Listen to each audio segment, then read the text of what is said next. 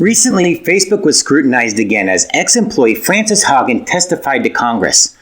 Listening to the testimony, it appears that regulatory oversight or restrictions of Facebook is a real possibility, and Facebook now has requested that employees preserve all documents. As I've stated in past videos, with increased privacy regulations and policies, marketers will not be able to target individuals as well as they do today. So, what's going to happen to Facebook advertising? This is the channel that provides marketing ideas and best practices. If you like this video, view more on my YouTube channel and hit the like button. Earlier this year, Google announced that it would discontinue all third-party cookies on Chrome browsers by 2023. This is following the lead of Firefox and Safari. In addition, Apple also created the ability for users to opt out of app tracking when visiting sites. Removing the ability to track users has a big impact on companies like Facebook.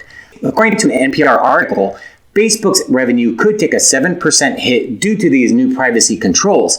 Why? Because Facebook relies on targeted ads as part of its business model, and it will no longer be able to track your browsing behavior to determine which ads may be most relevant to you. The other problem for Facebook and advertisers is that typically you want to know what a user does after clicking an ad. Did they purchase? If you cannot track users on the device, you simply don't know. Similar to Amazon, users log into Facebook. Amazon provides recommendations based on products you've purchased or viewed. Facebook delivers content in much the same way. On both platforms, advertisers can capitalize on this by targeting ads that are similar to your interests or match specific demographics. However, users stay on Amazon all the way through to purchase.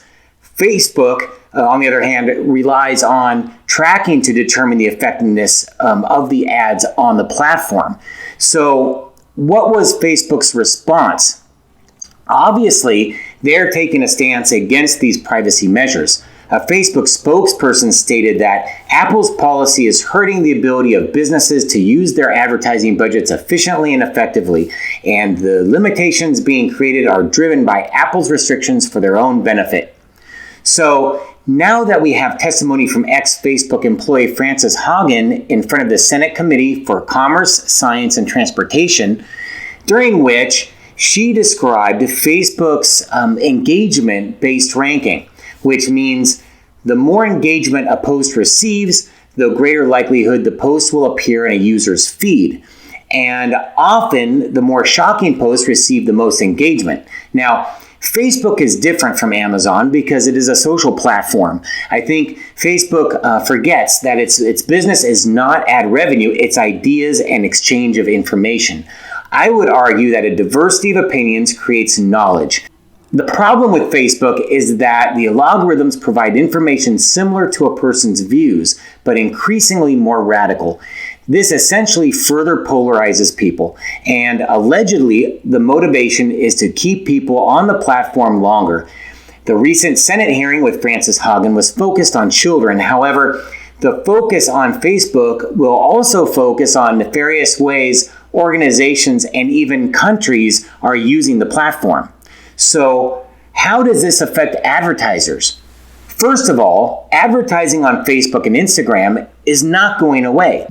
But like Google and Apple, I imagine an increasing amount of user privacy options will become available. I also believe that any advertising targeting children and political advertising will have much more restrictions or could even be limited. What we have seen with Google and Apple is that people want privacy and don't want applications tracking them. And most users are opting out of website tracking.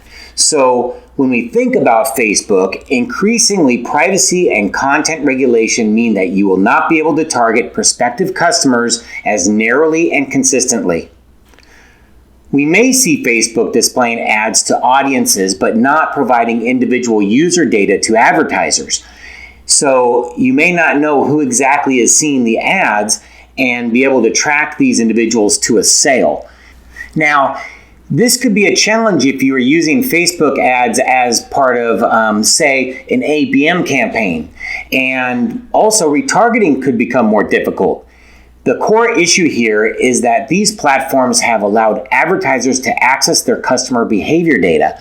or what we call first-party data. Now and in the future, it is becoming more important to build your own first-party data for marketing purposes.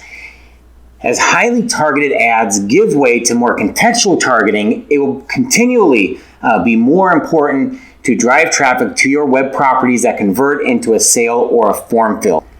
Once a visitor is engaged on your site, develop ways to leverage the data gathered to improve personalization to those you know. All right, thanks for sticking around to the end. If you want to be notified of new videos, please follow my YouTube channel.